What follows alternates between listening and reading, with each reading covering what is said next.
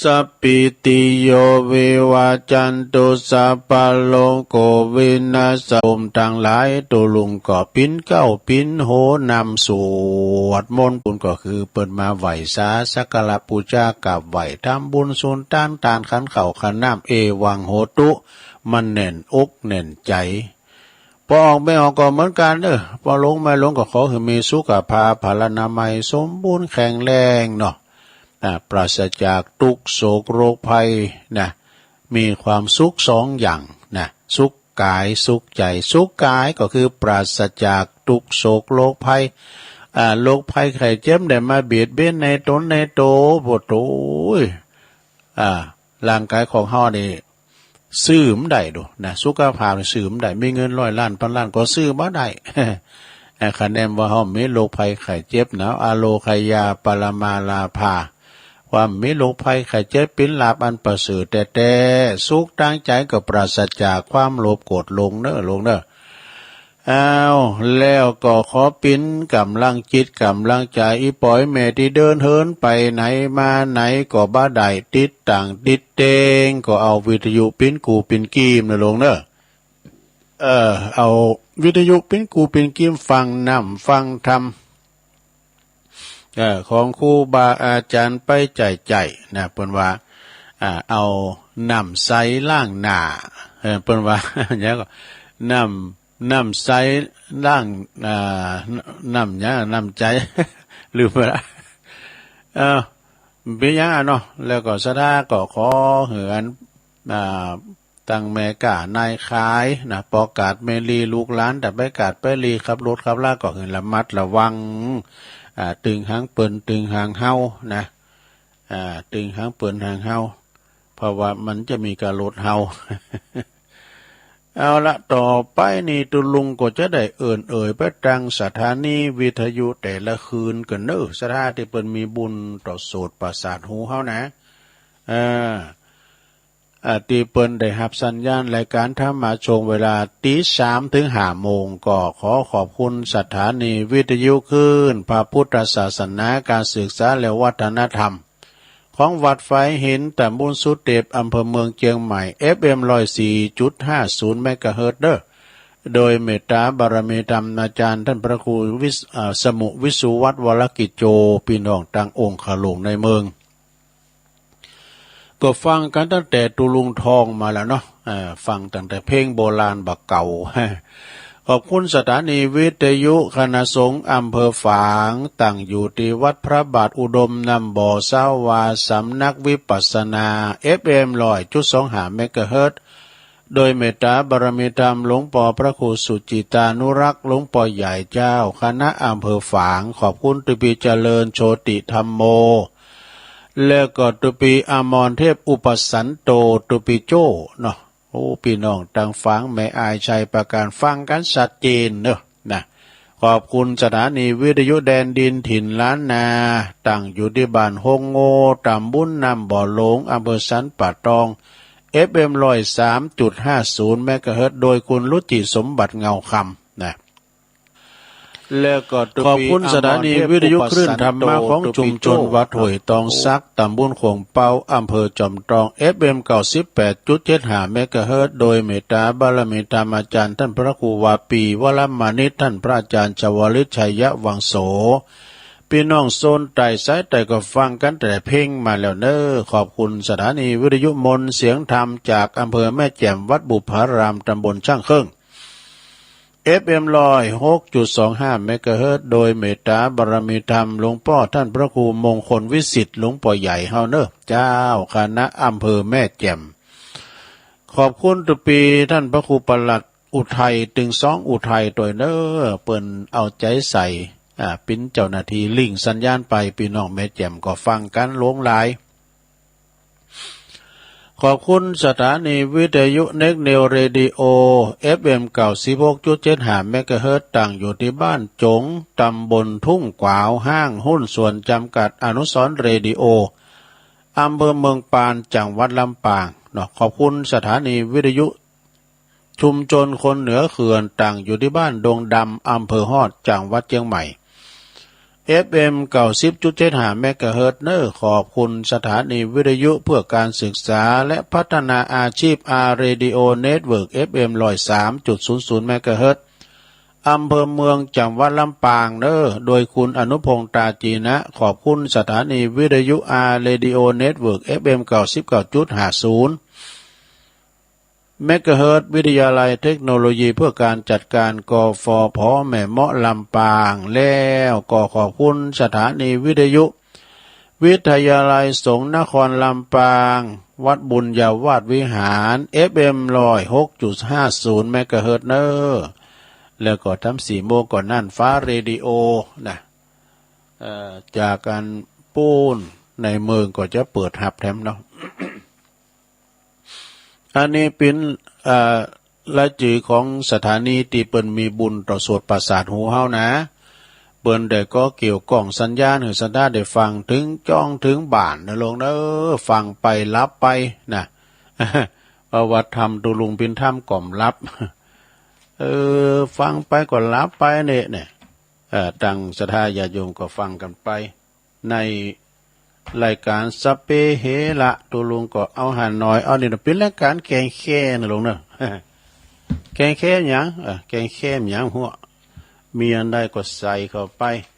อย่างเปิ้นว่าน่ะตื่นเจ้าขึ้นมาเฮาทั้งหลายเป็นคนที่มีโชคดีนะโชคดีอย่างใดแม่ครูทองคำที่วองคำว่าตื่นมาเมื่อเจ้าก็ได้มีลมหายใจก็เป็นบุญแล้วนะ ตื่นมาแล้วก็ยังมีบุญอยู่ยังมีลมหายใจอยู่เนาะโชคดีที่สุดแล้วศรัทธาญาติโยมต่างหลายเอาเกิดมาเนี่ยได้มาอยู่ในเมืองเหนือแบบต่างบ้านล้านนาเฮาตื่นเช้าขึ้นมาเปิ้นว่าคือตื่นมาตอนเจ้าตอนหนึ่งไปจนถึงเข้านอนมีคนมาอวยพรหือเนี่ยตุลุงก็ปันป้อนหือแล้วเจ้าสปีติโย ได้สวดมนต์นำไปแล้วนะมีคุณส่งความสุขเนี่ยก็ขอความสุขกายสุขใจจงบังเกิดกับศรัทธาญาติโยมเนี่ยกะ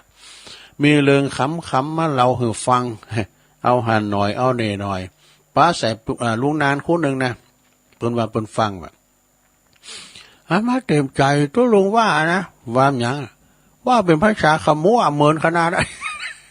ตีตอมมีบตอมมาตอมตีตายอันตรายนะมึงไป อันนี้คำตุลุงทองเป็นอมตะได้เด้อการมึงตายลูกมาเป็นกำพร้านะมึง ขมุไปฟังธรรมมันอันยังกอดอันยังกอดลูกกอดเมียกอดเอาตีนขันดังขันข่มเบื่อว่าใจขึ้นอ่ะ ก็มาจากตุลุงทองน่ะเป็นกรรมอมตะนะตุลุงสอบเอามาวาย จุคุ้นเถ่าไข่โหยเนาะแล้วก็มีเรื่องคำมาเล่าให้ฟังมีความหูมาฝากเนี่ยแล้วก็เป็นว่ามีธรรมะมาหือตุยก็เดี๋ยวจะเตะธรรมเนอะจะเตะธรรมมรดกธรรมปืนเมืองนะแล้วก็มีข้อคิดมาเตือนเนาะก็เดี๋ยวจะเอาข้อคิดเรื่องหยังเปิ้นว่าพอใจในสิ่งที่ตนมียินดีในสิ่งที่ตนได้คติธรรมนะ สโลแกนของหลวงนานนะหลวงนานประหลวงอาคมเตจนาแล้วก็เปิ้นว่ามีขอคิดมาเตือนมีเปิ้นมาโจนอูดโจนคุยแล้วที่ลืมว่าแต่คือมีเพลงเก่าๆอมตะนิรันดร์การมาหือฟังตอนเจ้าโดย เนาะตุลุงก็เปิดไปตามใจผู้จัดขัดใจท่านผู้ฟังเติมไปแม่คนหนึ่งในงานนะตุลุงย่ำเปิดเพลงงานนั้นพ่องเพลงหยัง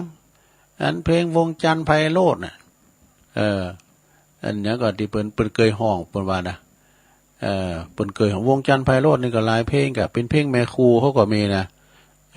แม่พิมพ์ของชาติมีเพลงเก่าๆเมื่อฟังนี่โอ้มีตุกอย่างลุงทุนน้อยเพียงแต่ซื้อฐาน2ก่อนก็ฟังกันไป อันนี้ก็มาอู่ไว้หน่อยเนาะสถานเนาะตื่นเจ้าคืนมาก็ยิ้มแย้มแจ่มใสนะลงเนอะทุกโศกโรคภัยขอมันหอมมันหายไปหมดเสง อันนี้ก็เอามายิบยกมาให้สถานได้ฟังกันไปมีอย่างแถมแน่ตุมีแถมอยู่เป็นมีสถาเตียนได้มาปิ้นเจ้าภาพ ก็กำเดียวก็อ่านจือเนาะมีหันหน่อยนึงมันว่าก็ไปจวยงานปู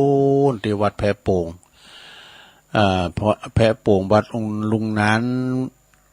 ลุงนั้นอ่ายเขาผู้จันนั้นอ่าย ว่ายังปะเด้อเนอะเอามีกรรมมาเก่าไอ้กรรมเนาะก่อนได้เตะทำใครเคลียร์ได้หน่อยสทาอันนี้ก็ต่างกัน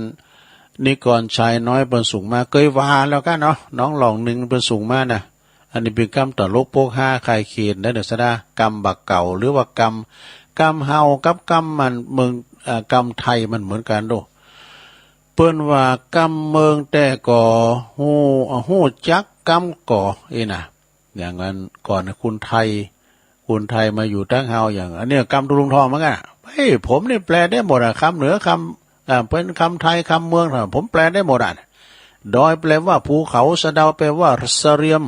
กระเทียมแปลว่าหอมขาวกระเพราคือกอมก้อมะละกอแปลว่ามะกล้วยเต้ผักกระเฉดแปลว่าผักหลานน้องฟักทองคือฟักแก้วเขี้ยวแปลว่าฟันขันแปลว่าสลุงกระบุงแปลว่าเปียด อันนี้เป็นน้ำอย่างเนี่ยนี่นะเปิดวันหนึ่งอ่องอ้อ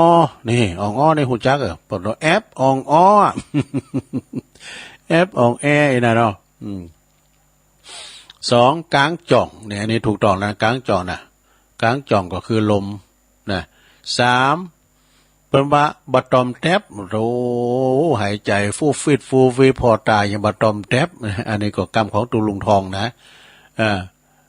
พอตายยังตอมแทบจะรับแลบ่รับแลฟูฟีสี่กับไฟเนี่ยกับไฟการเอาไปตั้งลำปางอันกับไฟไม่ก็ไอ้น่ะเปิ้นหมูเหลืองแต่ว่าแป้มไม่ก่อนเปิ้นว่าแป้มกรรมมันเหมือนกันนะเนาะกับไฟนะแล้วก็ไม่แส่อันนี้ก็ไม่แส่เนี่ยก็ไม่เลวถ้าเป็นคำไทยนะไม่เลวไม่แส่นี่บ่โดนล้างเดี๋ยวลุงไม่แส่กับร้อยน่ะลุงไว้เนี่ยไม่แส่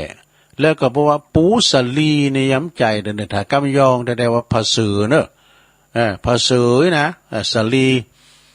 พอหุ่นอย่างสลีมาตั้งอันเดียวกำตุลุงทองเหมือนกันนะ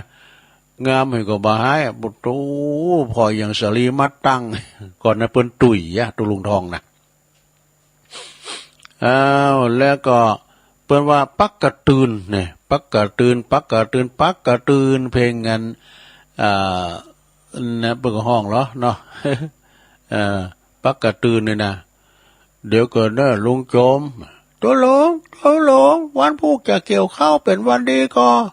เดี๋ยวเกิดเด้อพอปักกระตืนก็เด้อเก่ง5-9เสียติดกับจันโอ้วันพูกนี่เป็นวันบัดดีเด้อลุงโจมเป็นวันใจยาทึดมันมาเป็นอย่างก้ามันจะแน่สัก2%นี่จ้างคนมาเป็นเช้าบ่แล้วดู จ้างคนมาเป็นเช้าบ่แล้ว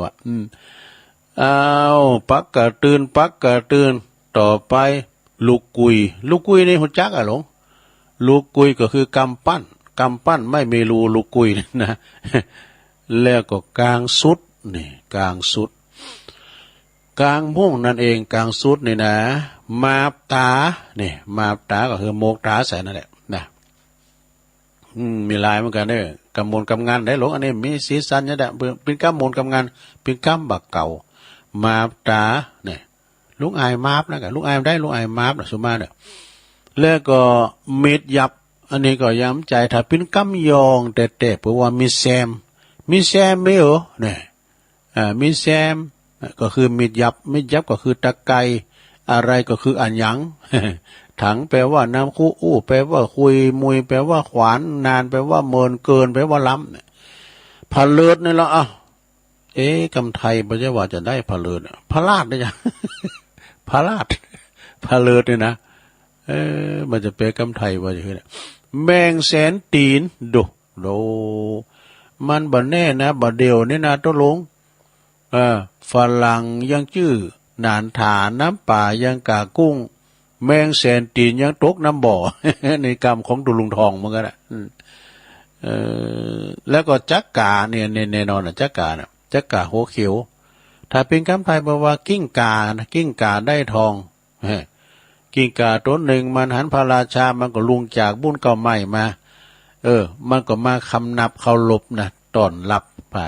ตั้งงานพญาจอมเมืองนี่กับเปิ้นเสด็จผ่านมานะมีอันเตอเนี่ยพญาเจ้าพญาเปิ้นก็ได้เอาทองมาใส่ข้อมาหรอนะ กิ้งกาได้ทองแล้วมันก็พยองตัวโอ้ก็เฮานี่ก็ศักดิ์ศรีเต่าพญาดูเต่ากับพญาเจ้าเมืองโดนน่ะเอาใส่ข้อยกำหนึ่งแล้วโอ้ตัวปลาโกดว่ามาดื่มลุงกับกุ่นไม้อยู่บุญปลายไม้บุญมาเข้าลบอ่ะเปิ้นถอดยศอ้อยดู อันนี้แปลว่าดีแล้วอย่าลืมอย่าลืมกุลอย่าลืมตุกนะโรยแล้วอย่าลืมตุกเนาะแล้วก็จักกะแล้วก็ผ้าต้อยคือผ้าโหนะกำยองบอกว่าผ้าโหผ้าตองผ้าต้อยผ้าโหผ้าเข้ามาเนาะเกตเกียรติก็คือเกตโคดเกตนะกะแล้วก็พักละนี่รู้พักละนี่ได้หลายอย่างเนอะลงเนอะเฮาจะเอาแกงพักนะแกงหน่อก็ใส่พักละแกงปีก็ใส่พักละแกงแค่โคแค่ใส่พักละทั้งนั้นใส่พักละแม้แต่ว่าเฮากับตำโมงก็กับพักละดิบเนี่ยพุทธมอนะหลวงปู่โทพักสะโอมเนี่ยมีสรรพคุณต่างยาด้วยนะไปพอเปิ้นตำน้ำพริกกะปิก็เอาเปิ้นเอามาโขใส่ไข่กับพักกับตำสุ่มได้ สับปะได้ปากลองลงจักปากปลาก็คือทับพีนี่แล้วก็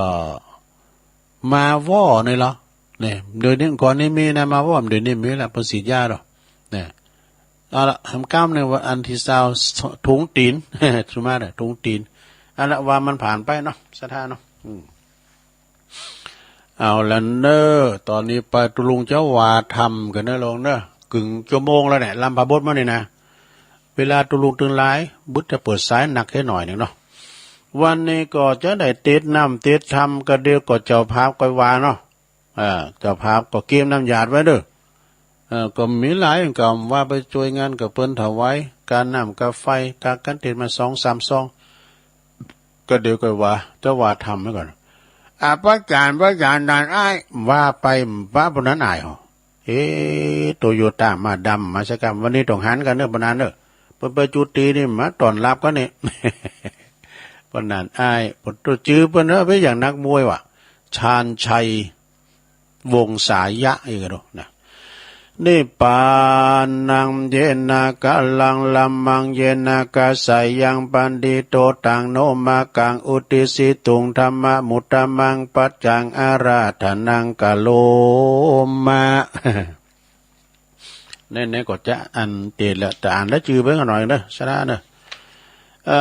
ก็ขอขอบคุณพี่น้องที่เปิ้นไปปะกันว่าแม่เรวดีปันใจแพะโป่งเด้อแพะโป่งอันปุณณบันหงนะเปิ้นก็ว่าฟังตัวลงถึงวันแล้วนะบริจาคการนำกาไฟ50 บาทเปิ้นก็อยู่กับแม่เปิ้นก็คือเป็นโยมมารดาของท่านพระครูวิบูลย์เจติยาธรเจ้าคณะอำเภอบ้านห้องท่านมหาจำเริญแล้วก็แม่เลวดีนี่เป็นปีเปิ้น แล้วก็น้องเปิ้นก็คือเป็นนั่นต่างงานตุปีบุญยืนเนี่ยมันคือแหละเปิ้นมาส่งตัวลุงดอกนั่งรถด้วยกันมาตุปีบุญยืนนี่ก็อันมาบวชเป็นตุเจ้าก็ถวายการต้อนรับตัวลุงจะดีเนาะเป็นโยมเป็นน้องของท่านอาจารย์พระครูวิบูลย์เจติยาธรนะแล้วก็มีแม่บัวพัดเนาะแม่บัวพัดนี่ก็วงปวนการนำกาไฟบ้านแพะโป่งทั้ง50 บาทเนอะแล้วก็นงเยาคำลือเกียรตินี่ก็บ้านแพะโป่งการนำกาไฟ1 ซองอันนี้กันเตดก็คือแม่คือนงเยาคำลือเกียรติด้วยนะแพะโป่งเป็นกันเตด1 ซองพิมพาวงเติกก็พิมพาวงเติกก็บ้านแพะโป่งบัวเรียวยะยองก็บ้านแพะโป่งเนาะอันนี้ก็เป็นกันติดโอ้ขอบคุณเด้อแล้วก็อันมีอันนี้ก็อันพอเจิญเมจันนวลกันทำมูลบ้านเวงแต่ปูจากันเตดก็จะเตดวันนี้เนี่ยเกมนำหยาดว่าเนี่ยพอเจิญ แม่จันทราสิริลำปางบ้านสลิเตบ้านหงเป็นเจ้าภาพกันเตดเจ้ากรรมในเวรแล้วก็มีปอสมศักดิ์แม่เพ็ญขาวเตี้ยอันนี้เป็นสะพานบุญเด้อ บันตาจ้างเปิ้นทำบุญตามทำไปหาปอสีแม่สอนขาวเตี้ยแล้วก็มีนายอเนกชัยกวินอุดิตบุญกุศลไปหาปอสอนชัยชัยกวินปออุ้ยคำแม่อุ้ยถาพากันเนาะอุ้ยพาชัยกวินตัวเนอเกมนำหยาเนออันแม่เพนตุลุงเจ้าว่าทำไปก่อนเด้อว่าทำละไม้เนาะก็บ่ยาวนิพพานสูตรเนาะนี่แหละเจ้าของเปิ้นเลยเอาทำนิพพานสูตรเนาะตุลุงก็ได้เดี๋ยวชัยวัดจัดให้ นะโมตัสสะภะคะวะโตอะระหะโตสัมมาสัมพุทธัสสะเอวะเมสุตังเอกังสัมมายังภะคะวะสาวัตถิยังวิหารติจิตตวันเนอนาตาปิติกัสสะอัลลัมเมอัตถะโคสาวัตถิยังวาสิโนมนุสาสัตตกามิโนโหนตุสาทาโวดุลาสาปุลิสาตังหลายอีตังสูตังอันว่าสูตรอันนี้จือว่านิพพานสูตรอันมหาอนันตเถรเจ้าหากได้สดับละฟังจากมุขตัวราคะอุแก้วตนผ่านแผ่วสัพพัญญูตันก็ได้มาสำแดงแก่มหากัสสปะเถรเจ้าเมื่อเขาว่าสู่สัมอาปะสุมสังกายนาธรรมวันนั้นว่าดังนี้พันเตข้าแก่มหากัสสปะเถรเจ้าอันว่าพระเจิงเงาโพธิญาณเมื่อยังทรมานอยู่ป่าเจตวันโพธิบรรดาสัตว์สี่หมู่ในที่อยู่ตำกลางสงฆ์ว่าดังนี้สีลังนามากาตาปังสีลังนามาลาคีตังเมตตากรุณามุตุตาอุเปกขานามกาตาปันติภิกขเวดุลาภิกขุทั้งหลายปุญญังนามาจืออันว่าบุญทั้งหลายปันติเตนะอันภูมิภายาเปิงกะตามแต่แลสีลังนามาสีลังอันว่าสินนิภูมิมีภายาเปิงรักษาหือมันกุงแต่แลอันว่าเมตตากรุณามุตุตาอุเปกขาภูมิภายาเปิงจำเลินภาวนาเตแลภิกขเวดุลาภิกขุทั้งหลายเหตุดังลือและพระตถากตกล่าวว่าหือตานหักษาศีลและภาวนาอันจาหิด้วยมีเตและสัตตานามาจืออันว่าสัตทั้งหลายในโลกยอมวิปโยคแผ่พวนทัดตั้งมวลที่มาบังเกิดเอากำเนิดในสงสารบ่สุขสำลานมันเตียงรู้ความเหงียงเปปางแม่นจักมีพันละกำลังเปียงดังจ้างแม่นจักมีสัมปติเนบข้างหมากเรือหลายก่อยยังจักตายบ่เว้นบ่มีจ่องหลีกเล่นแห่งตั้งตายนา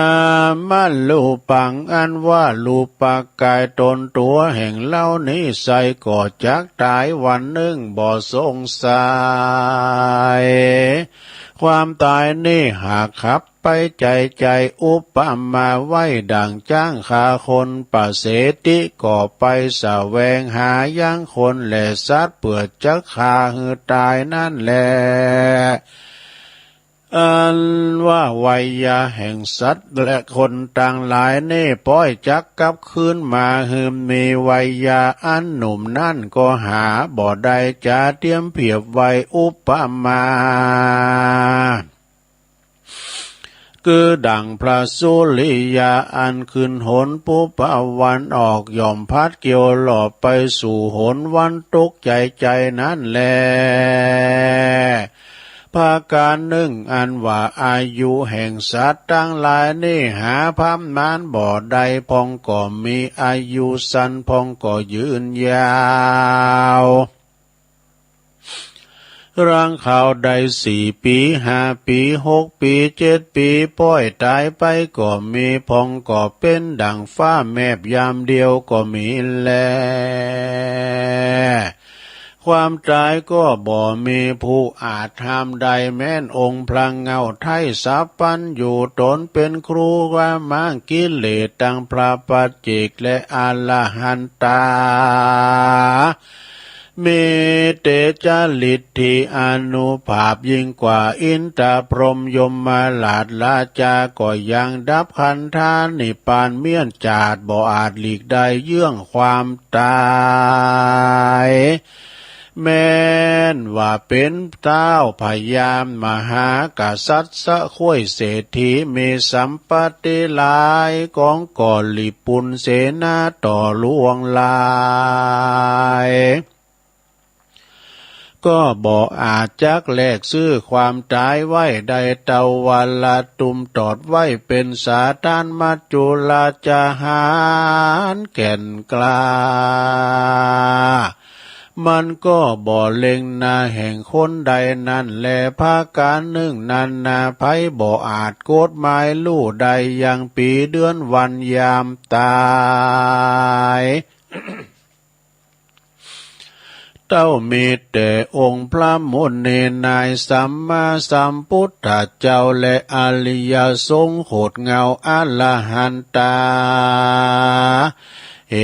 ตุได้ตันภูมิพยาจุงพิจารณาหือที่หือรู้แจ้งตีเป็นแก่นสา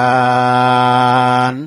คือสาละจ่ายเข้าของจ่ายเตตานเปิดตัดมาเฉละทำกรรมตานีอันจักใดเป็นติอุปาธรรมเป็นป่าไทยอย่างคือเขาห่อเป็นสาเบียงต่อต่างไปคงควายหาพัดใจทั้งสี่ฮือแม่นตีกองทำอย่าโลภอำนำมาจุกจ่ายอย่าฆ่าสัตว์ตัดชีวิตง่ายเมื่อตุนตานตกแต่งฮือดีงามปราณีตามจารีตกองธรรมนั้นเตอภิกขเวดุลาภิกขุทั้งหลายกูปราตถากตาตรัสรู้แล้วจึงนำมายังตันนากาตาเตรียมเปรียบไว้คือตันต่างหลายได้สาดับรับฟังว่ายังมีเมืองอันหนึ่งสุขเกษมยิ่งนักย่อมเป็นที่พักและอาสาลายแห่งปันติตาผู้มีปัญญาไวฉลาดคือหมู่นักปราชญ์เจ้ามนมีเป็นสุขีเตียงเต้าบ่มีวันแก่เฒ่าและตายเต้าว่าหนทางอิตาติจักกฎหมายไปสู่เป็นที่สัตว์หลายอยู่อาศัยหลายเป็นต้นว่าราชสีมาในเสื้อโครงและเสื้อเหลืองส่งข้างกายและจ้างลายและผีป่าเนื้อลายล่าตามต่างแม้นว่าผู้ใดปุกาละผู้ใดมาใครไปเฮือลอดเฮือมีปัญญารู้รอบจอดมันกุงอยู่กับตนอันหนึ่งเป็นหนทางไกลไปยากต้องเตรียมมาย่อมเตรียมเข้าของหมากลวงหลายภาการอันจักใดเป็นเสบียงต่างไว้ไปนาจึงจักพ้นป่ายืดยาวไกลนั่นแล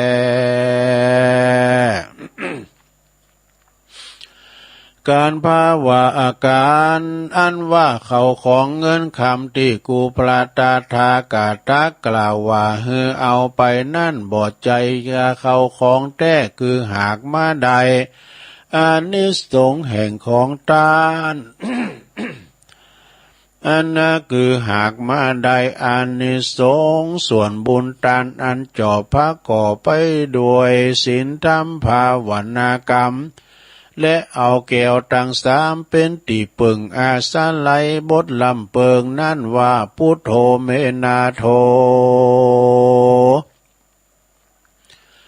ธัมโมเมนาโถสังโฆเมนาโถดังนี้ไปเตอผู้บ่เอาแก้วตั้งสามเป็นตีปึงอาสาไล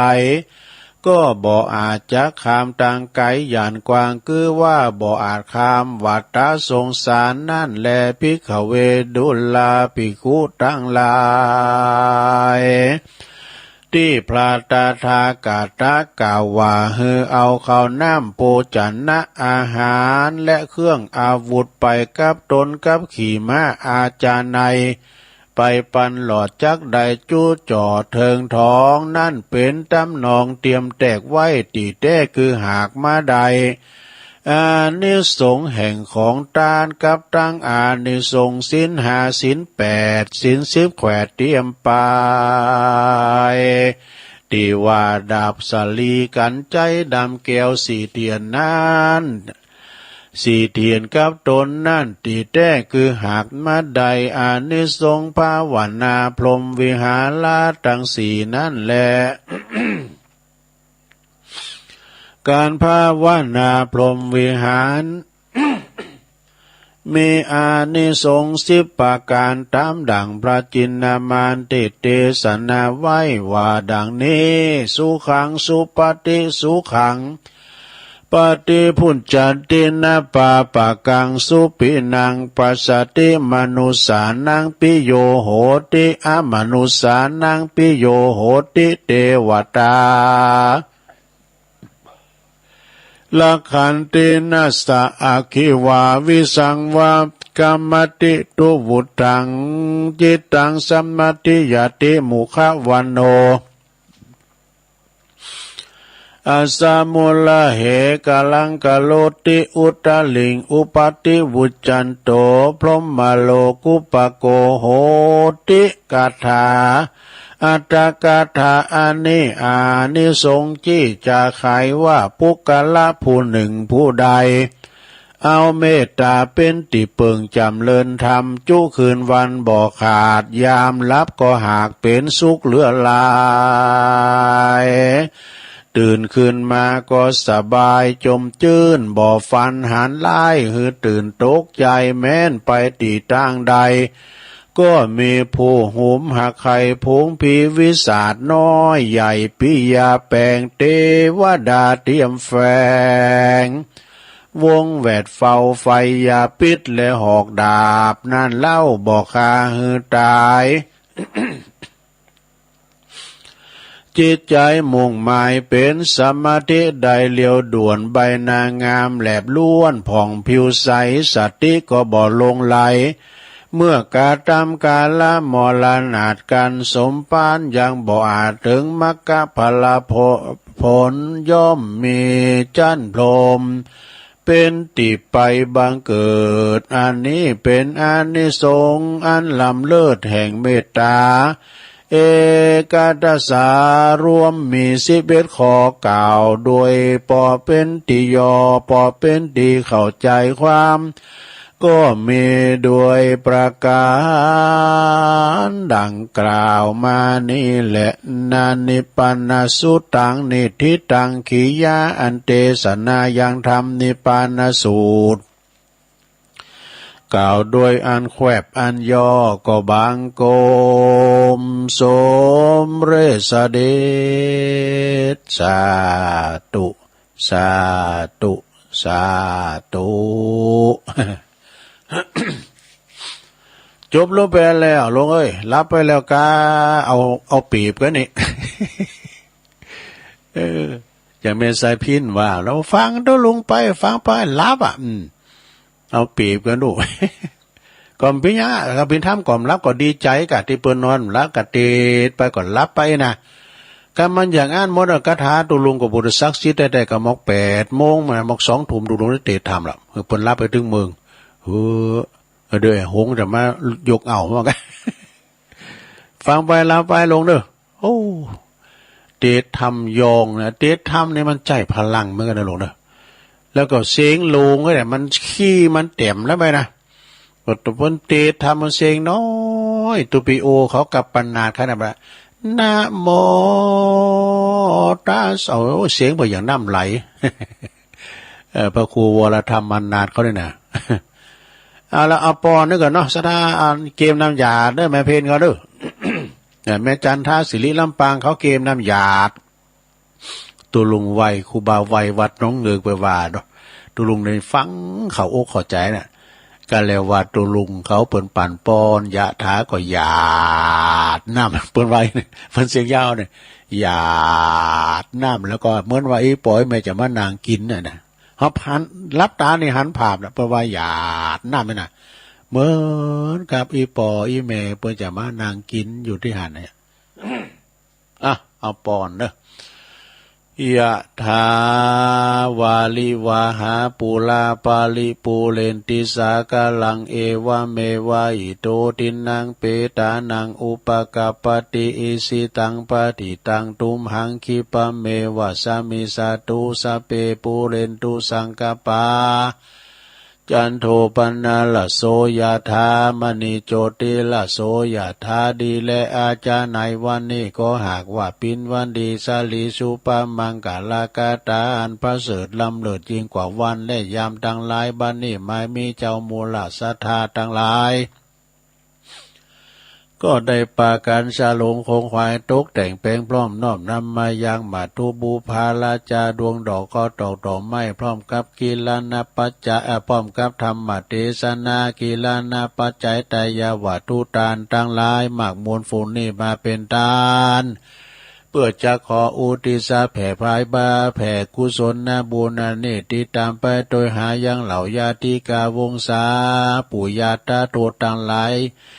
ฟูงอันจุติตายไปสู่ปาลาโลกปนาก็ขออัญเชิญจิตาดวงวิญญาณเขาเจ้าทั้งหลายจงได้มาหับเอากัปปิยาพันมาหับเอาของกินของทาน ในกาละวันนี้ยามนี้คือเขาเจ้าทั้งหลายได้กินได้บริโภคปิ้นข้าวติมน้ำติมได้ปุ่นเสียจากดียากได้พรากเสียจากตีตุกให้ได้เสวยความสุขในสัมปรายภพนั่นจงจักมีบุญกุศลอันนี้ก็มีนักนาปาปานขอปินผลสะท้อนย้อนมาสังพิทักษ์ปกปักรักษาให้เจ้ามูลศรัทธาทั้งหลายลูกหลานได้อยู่เย็นเป็นสุขอายุมันขวัญยืนมีจกมีใจมีอนาคตรุ่งโรจน์แจ่มใสอยู่ก็ขอให้มีใจแม่นว่าไปทางใดก็ขอให้มีโจกมีลาภได้ผ่าแป้ข้าศึกษาทะลุฮือได้เจริญไปโดยอายุวันนะสุขาภาละนั่นจุงจักเมตีอย่างแต่ดีลิโสยาติธรรมโมจาอายังนิทาสิโตเปตานะปูจาจักตาอุลาลาภาลัญจาภิกขุนามานุปาตินังตุมเหปุญญังปสุตังอนาปกันติสัพพิติโยวิวัจจันตุสัพพะโลโกวินาศตุมาเตภวัตวันตรายโยสุขีติขายุโกภวะอภิวาทานาสีลิสานิจังวุธาปจายโนจัตตาโลธรรมาวัฏันตุอายุวันโนสุขังปะลังสาธุสาธุสาธุจำปีไหวเหรอจำปีอันปุ่นวงฝัน เปิ้นว่าไหววิทยุอะไรวะก่อนพี่ยังขึ้นจ้าอย่างไรเนาะไหวไปเด้อนะไหวไปว่าอ่อนน้อมเนาะอ่อนน้อมถ่อมตนอภิวาทานสีน้อมไหวอภิวาทเนาะเหมือนกับเฮาไหวพ่อไหวแม่ไหวคุณครูบาอาจารย์นั่นกันเนาะฮับปอนก็จบลงไปศรัทธาญาติโยมต่างหลายเนี่ยตื่นเจ้าขึ้นมาก็มีเปิ้นมาปันป้อนมีเปิ้นเอาธรรมมาฝากตูเอาธรรมมาฝากฝากเนื้อฝากโตน้องศรัทธาญาติโยมทั้งหลายกินต้านหยาดน้ำเอาไว้ลงหลายจักได้สบายเกิดสุขไปหน่ะสุขอกสุขใจนะสุขเมืองคุณสุขเมืองฝ่าสุขไปหน่ะก็คือพันนิปานใจสุขเมืองคุณมีหยังสุขมีเขาไว้กินสุขมีแผ่นดินไว้อยู่สุขมีกูนอนนำสุขมีเงินมีคำติ้มทงติ้มไตสุขได้อยู่เฮิรนหลังใหญ่มุงหลังคา มุงกระดานสุกมีลูกมีหลานมานางแวดเฝ้าในลงเนอเอาเก็ตความหูไว้หน่อยเนาะของลุงนานเพราะว่ายินดีในสิ่งที่ตนได้พอใจในสิ่งที่ตนมีเต้าอีชีวิตเฮาก็มีความสุขแล้วเปิ้นว่านะพอลงอาคมเตจันนาเปิ้นจะเข้ารายการเปิ้นจะว่านี่ก่อนดูยินดีที่สุด วันนี้ศรัทธาญาติโยมทั้งหลายสโลแกนอันนี้ก็คือว่าเปิ้นเฮาเนี่ยทะเยอทะยานฟุ้งเฟ้อก่อนนี่ยังล่ำไปยิงยุคในสมัยนี้นะพอใจในสิ่งที่เฮามีเนาะยินดีที่เฮาได้ที่ว่าเปิ้นได้กันโลโลอันนั้นก็เป็นบุญของเปิ้นเด้อเนาะแต่ใจง่ายๆเฮายืมได้ก็บุญเฮามาตะอีนะเนาะแต่บางพองมันก็มักมูลตุนเต่ามาตะเฮาติ๊กๆเปิ้นย้ำได้ก็บุญไผบุญมันนะเพราะฉะนั้นก็ยินดีบ่ว่าจะเป็นศิลปศาสตร์พยาปัญญาเฮาเห็นมาตึกอีเนาะแล้วเปิ้นเห็นจบแถวปริญญาพวกนั้นไปเทพเท่าคั่นใดจะได้ก็พอใจในสิ่งที่เฮามีเด้อนะพยาอันหน่อยนิดเฮาก็มีหมอเอียภูมิหูภูมิธรรมมันถึงเท่ากันเนาะยินดีที่เฮามีนี่แล้วเนาะศรัทธาญาติโยมเหมือนกับสถานะฐานะพอออกสถานนี่ก็มันเท่ากันน่ะนะโอ้ละอ่อนว่ามันซื่นเขาก็ลังแต่งงานกันเนี่ยสู้เขาอย่าว่าคืนอยู่มาบๆเนี่ยคืนก็ฐานะเขาอ่ะดูพอขี่ไปรถวีโก้บ่ล่ะดีแม็ก ก็เนี่ยศรัทธาญาติโยมทั้งหลายการเฮาตะเยอทะยานนะเปิ้นมีก็โตมีนะจะพินตุกใจแต้มแล้วนะเปิ้นว่าพอใจในสิ่งที่ตนมีเนาะศรัทธาญาติโยมทั้งหลาย ไหนๆก็วันนี้มาตกมาแตนอาจารย์พระครูแล้วเนาะตัวลุงก็มีธรรมมีพระธรรมเทศนานะเป็นธรรมของตุอุ้ยเนอะธรรมตุอุ้ยหลวงพ่อบุญปันปุญญธรรมโมอายุเก่า10 ปลายแล้วหลวงปู่เขานะตุอุ้ยเปิ้นก็มอบไม้ถวายธรรมมาอันนี้เป็นธรรมรักษาความดี อันนี้เปิ้นแต่งโดยตั้งก่อนนี่องค์เทศเท่านี้ปุตโตโด่งดังในเชียงใหม่นะโตโดยพระเดชพระคุณท่านเจ้าคุณพระศรีธรรมนิเทศดูท่านพระมหากามลโชติมันโตปท7ดูเปิ้นโลบโลมนะเนี่ยคำอู่คำจ้าของเปิ้นตึงโมนแต่ก่อนไปฟังสโลแกนเปิ้นพองประทีปเป็นเครื่องมือส่องเดินทางของคนโบราณในเวลากลางคืนเนี่ยอันนี้ท่านอาจารย์ท่านพระมหากามลโชติธรรมโมเนี่ยปท7นะก็ตุอุ้ยเปิ้นถวายมาได้2 ปีแล้วเนี่ยแล้วก็ไม่ได้เตะกันจะหลายกะอันนั้นบอกว่าวันนั้นว่าจะเอาวันอาสาฬหบูชานะกะอันนี้ก็ทำตุอุ้ยเป็นธรรมบรรยายนะ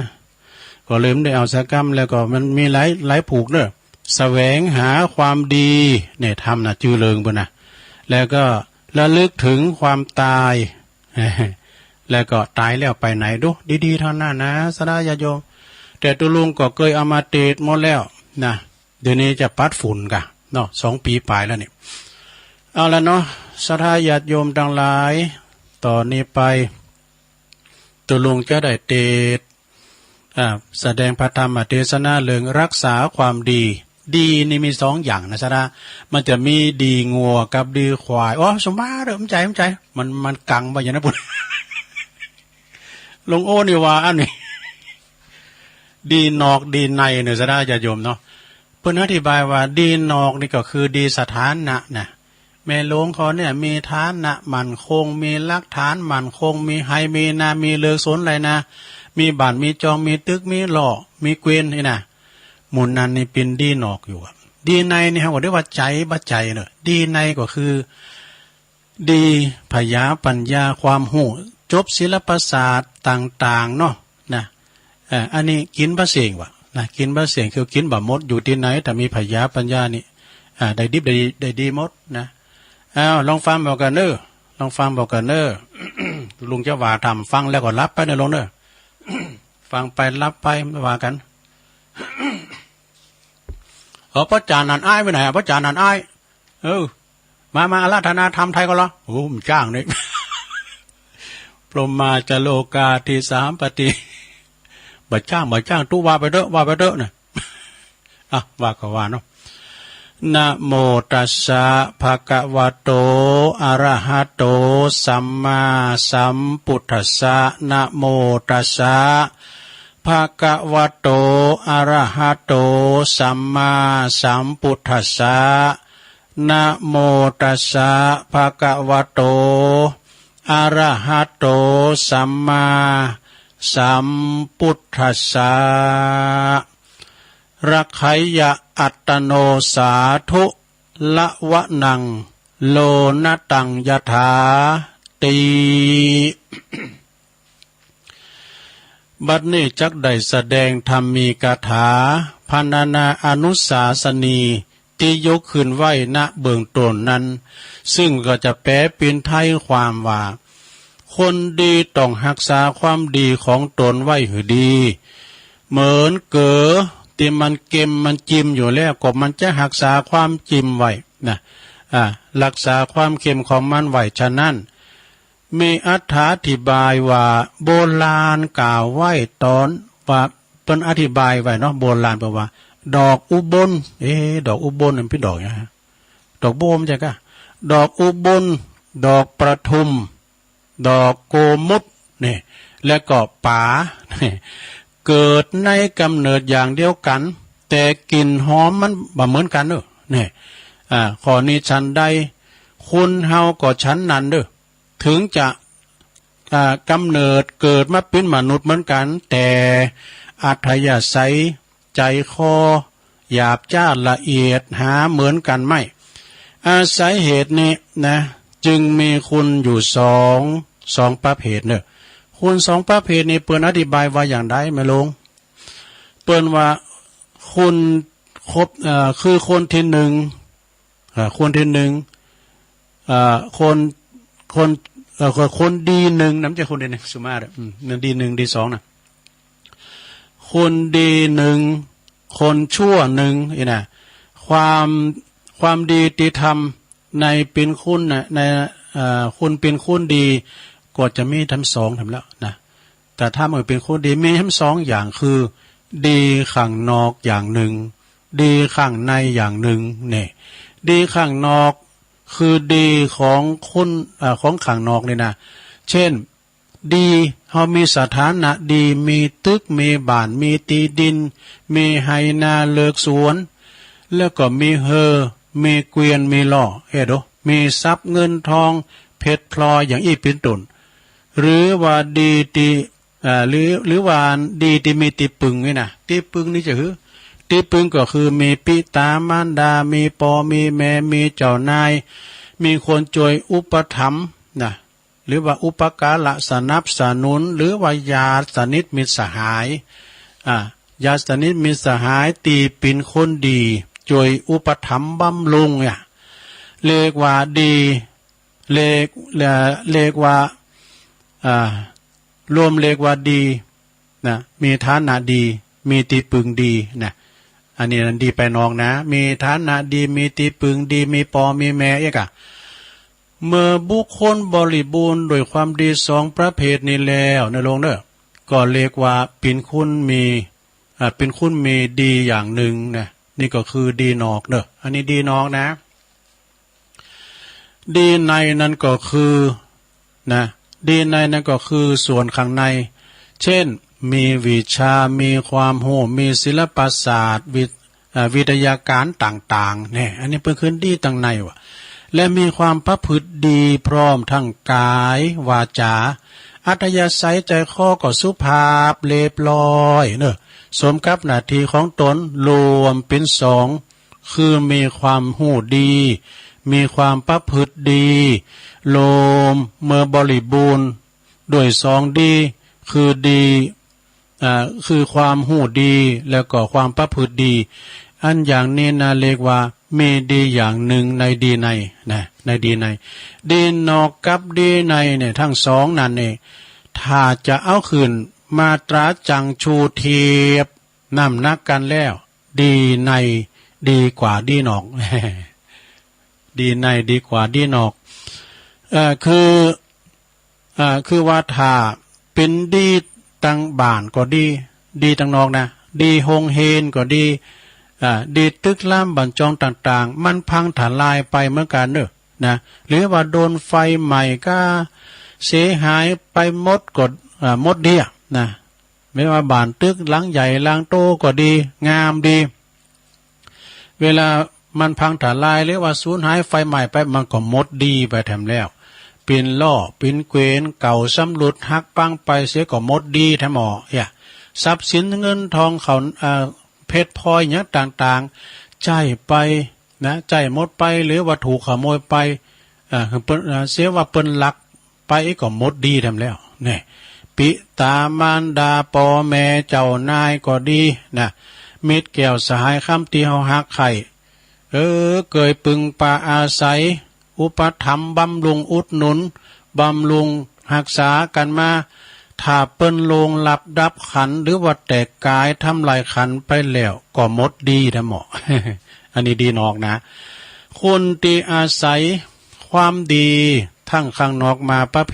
ประกอบกับอันหือดีได้จริงนะเหมือนลิงนะเปิ้นเปรียบเทียบนะซะนะลิงเนี่ยนะเปิ้นเปรียบเหมือนลิงเอาเคืองป่าดับมีผ่าอาพรเพชรพลอยอย่างอี้เป็นตัวนะมาประดับแล้วก็เป็นตินหาอินดูท่านบอกโอ้ถ้าเฮาเอาเคืองประดับนั้นออกมันก็เป็นลิงนั่นเอง เป็นลิงไหมบอกเพราะว่าบ่มีดีข้างในนะดีในมันมีดีในนั้นบ่มีมดสินบ่เหมือนดีนอกแน่ดีนอกไอ้หูมดหูเสียงอยู่นะแต่ดีในนี่มันมดเสียงเช่นวิชาความหูศิลปศาสตร์และวิทยาการต่างๆนี่นะหลวงที่ได้ศึกษาฝึกหัดจนชำชองชำนิชำนาญจนสามารถลดอาจารย์ใจจนสามารถแล้วแต่ว่าอ่านว้ยว่าหันจบป .4 จนสามารถทำให้ความหูนั้นๆนะเป็นคุณสมบัติในโตก็จะติดตามเฮาไปจนตายเนอะสมมติได้นะหลวงนะง่ายๆเนาะเฮาเป็นสังกลซ่อมรถซ่อมลายนะมันอยู่ไหนมันก็ถึงหูเนาะถามว่ามันมีวีซ่าด้วยนะไปอยู่ไหนถึงตกอัพเนาะเปิ้นจ่างกล้ามเนี่ยง่ายละอ่อนที่มันไปปิ้นชังเนี่ยนะมันไปชังโกนใกล้นะก่อนนี้รถไถข้อยาวนะรถเกตนะหลวงมันลุอยู่ข้างตัง3 วัน 4 วันนะตอนนั้นตุลุงยังเป็นละอ่อนอยู่ลูกแล้วก็อันคุณที่มาซ่อมนะอ๋อพิดว่าละอ่อนว่ะหลวงละอ่อนมาซ่อมรถไถนะรถนั้นแท็กเตอร์นะขึ้นดีป่ะโอ้เนี่ยมันมีวีซ่าติดตัวถ้ามีวีซ่าติดตัวตั้งใดตั้งหนึ่งเนาะสมมติว่าช่างซ่อมไม่น่างานมาถึงตกหรอกนะถึงแม้บ่มีความรู้บ่มีปริญญาก็ตามเด้อนะมาดึงตกงานมันมีความรู้ติดติดตัวมันไปแล้วเนาะถึงไหนละบ่สูญหายเสริมสิ้นไปนะพามีความรู้นะจะไปตีใดๆก็ติดตามไปตัวทุกคนทุกแห่งเนี่ยวิชาความรู้เนี่ยมันถึงติดตัวเข้าไปดอกไผหลักไปก็เติมได้ช่วยให้เอาตัวหลอดนะในการเล่งสีประกอบกิจการสำเร็จตามกำลังและก็วิชาและก็ศิลปะนั้นๆเนี่ยทำเป็นสง่ากาหาญเนอะและก็ก่อให้เกิดความนิยมเคารพนับถือของจากชุมชนนี่ปินติปึงปาอาศัยดีในไปจุนตายนี่ดีในนี่นะบ่มดเปิงสินศูนย์เหมือนดีนอกยังหายอยู่นะดีนอกนั้นก็คือฐานะแต่ปินติปึงมีติปาติปึงปินตนถ้าว่าไปที่ไหนก็ตามเนาะเฮาจะเอาติดโตไปตัวนั้นก็ยากเหมือนกันเด้อมันมีหลายอย่างด้วย บางอย่างก็เอาไปตัวใดบางอย่างก็เอาไปตัวบ่ใดบางอย่างก็เอาไว้เอาไปบ่ใดถ้ามันมีมากมายไปมันก็เอาไปบ่หมดส่วนที่เอาไปบ่ใดก็ต้องห่วงต้องกังวลทำเนาะส่วนที่เหลือนะเพราะว่าอย่างเพราะว่าหวาดเกรงต่อภัยอันตรายต่างๆในทรัพย์สินติดตามไปนะถ้ารักษาบ่ดีนะถ้าเฮารักษาบ่ดีก็จะมีภัยขึ้นมีภัยเกิดขึ้นจริงๆนะ บางทีก็ถึงต้องเสียแก่ชีวิตไปชกชิงเวียงลาวลองใส่กับใส่ข้อคำลืมมับหมาไปเนาะมันมาสัตว์ตกตั้งหลังก็มีนะอย่าเบิ่นถ่ายถ้ำนะลูกมีคนหนึ่งเนี่ยมันขี่รถเครื่องมาแล้วมันจอดอยู่หน้ากองดูโหบหน้ากลางกองว่ะมันมีกล่องสองนอกกล่องอันเนี่ยตั้งยางขับไปในลุงนั่นเนี่ยวินหลังตามผมเลี้ยวผอยก็ได้สัตว์ตกตั้งหลังกะขี่รถเครื่องแอนไฮเซฟลุงนั่นแต่เลือกก็ช่วยน้อยเนาะส่วนดีในนั้นนะอยู่ตีไหนอยู่ในโตแล้วนะไผแยงไผชิงเป็นไหนก็ตึงบ้าใดนะลงเด้อไปไหนมาไหนก็บ่ลำบากบ่ต้องหอบบ่ต้องอันหิวไปโดยบ่ต้องมาป้องกันอย่างสักอย่างละมันอยู่ในตัวเขาเนี่ยบ่ต้องโกเพราะว่าบ่ต้องโกลงลืมหายหกตกหล่นเนี่ยเพราะว่ามันวิชามันอยู่ในตัวเขาเนี่ยนะกับจะคุ้มครองช่วยป้องกันพยานอันตรายของเขาไว้ตัวนี่แหมปากการหนึ่งในโลกเนอะดีในนั้นก็เป็นเหตุหรือดีนอกที่บัดดีหรือมันดีขึ้นนี่มันก็เจอจูนกันแล้วเนาะที่มีอยู่แล้วก็จะช่วยสนับสนุนเจริญลุงเริงยิงขึ้นไปแล้วก็พิทักษ์รักษาดีนอกไว้ดำรงคงอยู่ได้ยืนยาวนานเนี่ยถ้าดีในบ่มีเนาะดีในบ่มีก็คือเป็นคนโง่มีความประพฤติเสียหายนะแม่ว่าดีนอก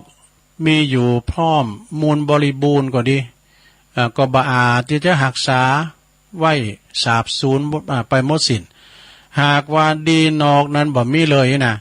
ผู้มีดีในอาจจะอุตสาหะพยายามเสาะหาจัดทำดีนอกคือมีมากสมบูรณ์นะจนเต็มความสามารถของตนได้ก่อยฟังบรรณาลงน้อยยาวมันก็นะฟังไปถ้าอุตสาหะทำหือบริบูรณ์ทั้งดีนอกดีในก็เป็นส่วนดีวิเศษอย่างยอดเยี่ยมเลยแน่ดึงดีถึงนอกดีถึงในนะเพราะว่าดีแล้วก็อีกในหนึ่งทำแล้วเปิ้นกล่าวเฉพาะดีในนะอันนี้เฉพาะดีในเพิ่นก็แบ่งไปว่าซึ่งเป็นดีสำเร็จรูปอยู่ในตัวเขาแล้วบ่เกี่ยวกับดีนอกเด้อดีในนี่นะดีในนี่มันขุมดีในนี่แปลงใดเป็นสองชั้นเนี่ยสองชั้นนะลงเด้อคือกายวาจาดีอันนี้เป็นดีหนึ่งนะดีในนั่นน่ะดีแรกดีหนึ่งนี่นะแล้วก็ใจดีเป็นดีสองเนอะนะใจดีนี่เป็นดีในสองเป็นดีในสองใจดีนี่นะแล้วก็ทั้งสองนี่ถ้าจะเปรียบเทียบกันแฮมดีในเนี่ยดีในหนึ่งเนี่ยนะดีในหนึ่งคือดีแรกเนี่ยก็สู่ดีในสองบ่ได้นะคือคุณที่มีกิริยามารยาทสุภาพนี่นะสุภาพเรียบร้อยกล่าวถ้อยคำอ่อนหวานไพเราะจับอกจับใจนะแต่ก็ว่าใจบ่ดีนะบอกวาจาเนี่ยดีแต่ว่ามโนมดีนะแฝงไปโดยความเห่มโหดเนี่ยดุไล่หันแก่โตติมไปโดยความอาฆาตพยาบาทป้องไล่ปราศจากความกรุณาความเมตตากรุณาบ่ซื่อสัตย์สุจริตคดในคองอในกระดูกดูตรงกับสุภาษิตที่เปิ้นบอกว่าหน้าเนื้อใจเสือถ้าเป็นเช่นนั้นคุณติมาไก่จิตติดต่อสนิทสนมหรือว่าคบค้าสมาคมโดยก็ยังบ่ฮู้อัธยาศัยใจคอตั้งในเป็นส่วนลึกอย่างแท้จริงก็พอใจไข่นิยมนับถือละนะคือว่าดีตั้งนอกอยู่ด้วยเยี่ยมแจ่มใสดีจังไข่สมาคมกันไปนานๆเนี่ยนะปอว่าหูอัตยาศัยกำลุนเนี่ยนะคบเข่าปวดวิวันนี้ใจคอแต่จริงเขาเนี่ยก็จะกับเกตช่างเนอะโอ้พิวันนาเนอใจซื้อเนี่ยเขาประคบ เป็นจะมือนกับละมาหูเดี๋ยวนี้นะก็จะเกตจะจ้างเบอร์นายเสริมค่ายความนิยมความหักไข่ดีหนึ่งในสู่ดีสองบ่ได้อย่างนี้แน่เนาะถากายนะถากายจะกระด่างกระเดืองบ่เรียบร้อยเนาะสมมุติอันนี้ดีสองนะเจ้านี้วาจาดีแต่อุโมนเจ้าวานแต่แล้วว่าลองว่าดีสองนี่ลองดีในสองนี่ถ้ากายวาจากระเดือกระด่างกระเดืองบ่เรียบร้อยเก่งกลางบ่สุภาพหยาบคายเนาะและวาจาบ่สุภาพบ่อ่อนหวานสักน้อยดีหนึ่งบ่มีนะดีหนึ่งบ่มีแต่มีดีสองเนี่ยคือดีสองในปากบ่มนก็จริงแต่ว่ามีจิตใจโอบอ้อมอารีธรรมะบ่มีอาฆาตพยาบาทปองไล่มีเมตตากรุณาเป็นคนที่ซื่อสัตย์สุจริตตรงกับสุภาษิตที่เปิ้นว่าหน้าเสือใจเนื้อดู เจ้าว่าหน้าเนื้อใจเสือเดี๋ยวได้ปีนั่นละหน้าเสือใจเนื้ออันนี้ดีนะเช่นนี้นะเช่นนี้คุณตีปบปะหันเขาแหลกก็เขาก็จะเกตช่างเฮ้คุณเนี่ยอย่าอู่บ้าโมนล่ำเลยนะบ้าสอบบ่อยากจะคบค้าสมาคมสักน้อยแหละนะถ้าปบหันกันนานๆได้ไก่ชิดสนิทสนมจึงหู้ซึกอัตยาศัยใจคอภายในของเปิ้นดีสองนี่นะดีสองนี่ก็สามารถอาบมากันปิดกายวาจาตีเสนันใดนี่ทำให้คนตีหูถึงจิตใจนั้นนะหูใจแล้วเนาะตอนเนี้ยนะกับมันนิยมชมชอบว่ามันปากเก็บได้ใจมันดีเนาะนิยมนับถือเข้าลบรักไข่วางไว้วางใจนะอย่างสนิทสนมธรรมะเรื่องนี้ก็จี้หือหันว่าดีสองคือดีใจดีกว่านะดีที่สองเนี่ยนะดีใจนั้นดีกว่าเนอะดีกว่าดีแรงนะเมื่อใจดีแล้วอาจฝึกกายวาจาหือดีโดยไม่อยากนะโดยไม่อยากสักหน่อยแถมปากกาหนึ่งในหลวงเนอะ แถมปากกาหนึ่งผู้ที่มีรูปร่างมดจดงดงามไหมเนาะผิวพรรณวรรณะสะอาดสะอ้านพุทธผ่องอันนี้เรียกว่าดีนอกเนี่ยดีนอกทำให้ผู้ที่ปะได้หันมีความนิยมชมชอบบักเกตบักจังนะเป็นกำให้ของคุณนั้นเนอะเนี่ยเนาะคุณที่เปิ้นหล่อเล้าอาการเรียกว่าคุณสวยคุณงามเนี่ยมันเป็นสมบัติของเปิ้นแล้วนะก็บ่ต้องทำอย่างเลยดีกว่าตีเขาหันแล้วเขามาเกตมาจังเฮาตู้นี่ยมงามเลยน่าจะหวายนะเนาะถ้าคุณนั้นมีดีสองนะคืออัธยาศัยใจคอดีดังกล่าวแล้วก็ยิ่งจะเป็นหลักสำคัญจอยพยุงดีนอกเข้าไปแถมเนี่ยทำให้คนสนิทสนมนับถือยืดยาวนะมีแต่ความเมตตากรุณาบ่มีข่าศึกศัตรูเนอะอันนี้นะไปไหนก็มีกาเม็ดบ่มีศัตรูตรงกันข้ามนะถ้าคุณงามรูปเนาะงามรูปแต่ว่าบ่มีดีสองเลยนะงามการูปเลยนะก็บ่อาจจะคุ้มครองตัวใดฉะนั้นคนตีอาภัพเรื่องรูปลางลักษณะบังงดบางงามนี่นะก็บ่จำเป็นที่จะต้องโทรมานัดเอาเด้อบ่ต้องน้อยเน้อต่ำใจขอใจเฮาดีเกิดมาอย่างใดก็เอาอย่างนั้นเนาะก็มาแต่งมาซื้อมันก็ดื่มงามมันนี่มอเอียนี่เนาะจึงนั้นจะเลิกเอาตามใจชอบบ่ได้เกิดมาอย่างใดก็พ่อแม่แปลงมามอเอียมันดื่มงามเนาะมันต้องไปขอให้เปิดงามบุญไผบุญมันแต่มีข้อมั่นใจได้อย่างนั้นแน่นอนว่าถ้าอุตสาหะพยายามฝึกหัดอบรมดีในคือความหูนะแล้วก็จัญญามารยาทความประพฤติกำลังได้ผากเลี้ยวลงดูไอ้มันหลายอยู่เด้อน้องหลายอยู่รับไปก่อนเนาะรับไปเด้อ ต่างกายวาจาหือสุภาพเนาะหือสุภาพเรียบร้อยปิ้นตีไว้วางใจสมมติว่าเฮาบางงามไว้นะ รูปร่างลักษณะก็บ่เอาไหนดูว่าพางไล่ลำเลยนะแต่ว่าเขามีจิตใจงามมีสุภาพเรียบร้อยปิ้นที่ไว้วางใจบ่เป็นภัยแก่มิตรสหายและสังคมนี่ก็จะปิ้นตีนิยมนับถือหักไข่เมตตาของชนทั้งหลายตัวนี่หายความรังเกียจเดชฉันรูปร่างภายนอกปิ้นแน่แท้ส่วนคุณที่มีรูปร่างสวยสดงดงามเล่าบ่มีความก็บ่ควรที่จะประมาทเด้อนะคนที่งามแล้วก็จะบ่ควรที่ประมาทกาดจะไปตกควรเอาใจใส่ในการทำนุบำรุงในดีในหือสมบูรณ์นี่ ถ้าหากว่าเฮาขาดดีในหรือดีสองดีหนึ่งดีสองแล้วก็จงปลอบใจของตนว่าปิ่นบุญของเฮาตีใดดีนอกไว้ปิ่นสมบัติแถมส่วนหนึ่งนี่นะซึ่งได้เปรียบกว่า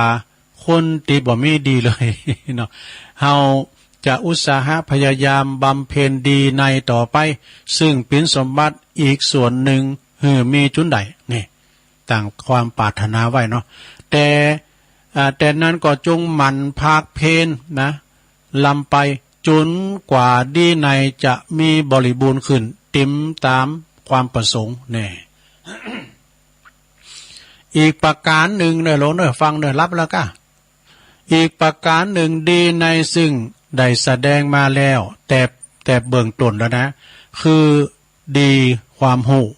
แล้วก็ดีความประพฤติทั้งสองนี่โลมเลกว่าดีในทางนั้นดีในนั่นนะถ้าจะแยกเหินละเอียดยกขึ้นสู่เอาไปจังตาจังพิจารณาดูก็ได้อีกว่าความหูดี แล้วก็ความประพฤติดีอันนั้นเทปกันแล้วจัญญาเนาะจัญญาคือมารยาทนะจัญญาคือความประพฤติดีมีภาษีกว่านี่อีท่านบอกคือคนที่มีวิชาความหูดีมีศิลปศาสตร์ชำนาญแต่ก็จัญญามารยาทบ่ดีก็เข้าสุภาษิตที่ว่าความหูโถมโตเอาโหบ่บ่โทว่าปีนไหมโกเปิ้นรู้อูกะความหูโถมโหเอาโตบ่หลอดแน่อีกก็มีนะความหูมันจะจบดอกตือกันไหนเนาะนึ่งเขาย้ำจางจุมาเนี่ยคนเช่นนี้บ่มีไผปรารถนาสมาคมหาว่ะทั้งจักต้องลืมต้องล่มสมมติว่านะทั้งจักต้องล่มต่างโตบ่ได้เป็นภัยแก่คนอื่นอีกโดยคนแม่บ่มีวิชาเนาะแต่ว่าจัญญามารยาทความประพฤติเป็นเรียบร้อยมีความซื่อสัตย์สุจริตมั่นคงนี่นะก็ยังมีคนจ่างเนาะจำนงปรารถนาเดียวว่าคบหาสามาชมไว้วางใจมันได้สนิทเด้อเอาไว้เอาอันปิ้นมิตรสหายได้อย่างน้อยอย่างต่ำเนาะอย่างต่ำว่านหือเฝ้าเฮินเฝ้าบ้านเรื่องทรัพย์สมบัติก็ไว้ใช้ได้นะมันถึงลากมุจกอย่างไผนะความขอนี้จี้หือหานว่าวิชาเป็นเหมือนดีนอกจัญญามารยาทเป็นเหมือนดีในเนี่ยแฮมจ้านหนึ่งความหูดีหรือว่าจะสู้ความประพฤติดีเนี่ยความหูดีหรือว่าจะสู่ความประพฤติดีได้ทั้งนี้ก็เปิดเตือนอกเตือนใจผู้ที่มีวิชาดีแล้วเนาะถ้าอย่าไปถัดนงโตประพฤติโชว์เสียหายต่างจัญญานะควรดีสาธุชนต่างหลายจัดตั้งใจทำวิชาและก็จัญญาหือสามัคคีกลมเกี่ยวกันนะสองอย่างนี้นะคือวิชาแล้วก็จัญญามารยาทคือกลมเกี่ยวกันอย่าหือแตกสามัคคีกันเลยคือวิชาไปให้ตั้งหนึ่งจัญญามารยาทไปให้ตั้งหนึ่งนี่นะก็จะได้อันปึงคุณสองอย่างนี้เนอะ เป็นลักตั้งโตหือมันได้มันบากบันหือบรรลุความ ความงามความเจริญถึงที่สุดนี่อันความดีบ่ว่าจะเป็นดีนอกก็ตามดีในก็ตามก็ได้ชื่อว่าความดียอมอำนวยผลเป็นความสุขความเจริญเนอะและก็ทำให้ความดีให้เกิดเป็นสิ่งที่ทำได้ยากนะนอกเหมือนกับเป็นยู่โคกขึ้นภูเขาเข็นโคกขึ้นภูเขาหรือว่าเฮาไฟเฮอโทนกับแซน้ำไม่นะดูไฟเฮอโทนกับแซน้ำถึงดังสมเด็จพระสัมมาสัมพุทธเจ้าของเฮาต่างหลายเนี่ยเปิ้นได้ตรัสไว้ว่าผู้จะนำนะผู้จะบำเพ็ญความดีต้องมีหลักเนอะเนี่ยเปิ้นว่าต้องมีหลักยึดคือหลักยึดนั้นก็ยึดมั่นในคุณธรรมคือความเป็นสี่ประการนี่ความเป็นสี่ประการนี่มีอย่างพองจึงจะเป็นคนดีได้และก็ได้รับผลดีคือหนึ่งนะสังวรประทานเนี่ยคือความเปลี่ยนระวังบ่ให้ความบดีเกิดขึ้นในสันดานเฮานะสองปหานประทานเป็นพยายามเลิกละกำจัดปัดเป่าความติบดีที่อยู่ในสันดานนั้นหือหมดสิ้นไปทีละน้อยก็ได้นะเหมือนกับช่างทองนะเปิ้นก้อยๆไล่สันนิ้มทองนะออกชั้นนั่นนะข้อที่สามภาวนาประทาน ภาวนาประทานนี่ก็เป็นพยายามปลูกสร้างบำเพ็ญความดีอื่นๆให้เกิดขึ้นนะและข้อที่สี่สุดท้ายนะอนุลักษณประทาน เป็นพยายามนะรักษาความดีที่ปลูกสร้างบำเพ็ญมาไว้ให้ดำรงคงอยู่ต่อไปเมื่อใจความพยายามครบเนาะครบสี่ประการขึ้นแล้วนี่แล้วการทำความดีก็ง่ายขึ้นมาแถมเหมือนเฮาไฟเฮอนะไฟเฮอลองตามน้ำไฟเฮอลองตามน้ำทำการดีต้องมีลักเนี่ยต้องมีลักนะลำพังแต่ทำความดีอย่างเดียวแต่ว่าบ่ระวังนะความบดีที่จะเกิดขึ้นนะบ่ละอายบ่ละความชั่วเสียหายที่มีอยู่ในหือออกไปหมดนะบ่รักษาความดีที่ก่อเกิดขึ้นใหม่ก็อยากที่จะปะความสำเร็จเพราะการทำความดีมักมีมารมาคัดขวางก็ถึงแต่ในสถานเนอะมักจะมีมารมาคัดขวางเขาจะสร้างคุณงามความดีก้ายนะกินงานตานปล่อยไหนมันจะมีขี้เหล่าดูไปเป็นอย่างเนาะมันโมนดินะมันมีขี้เหล่าพงมันซูนกันไปพงอย่าเขาจะทำความดีมันก็มีมารมาคัดขวางไอ้นะอันหนึ่งการทำความเป็นเปิดจะละบาปนั้นพระบรมศาสดาได้ตรัสไว้ว่าจงรีบทำเสียในวันนี้เพราะว่าไผจะพึ่งหูได้ว่าวันพุกนี้อาจจะมีความตายมาถึงเฮาวันพุกก็ได้บาลีเป็นว่าฮือก็อาเชวกิจมาตปังโกชัญญามรณังสุเวคุณงามความดีทำเพียรทำคุณงามความดีทำเพวะนี่เพราะว่าพุกในหอมหูว่าความตายอาจจะมาเยือนเฮาได้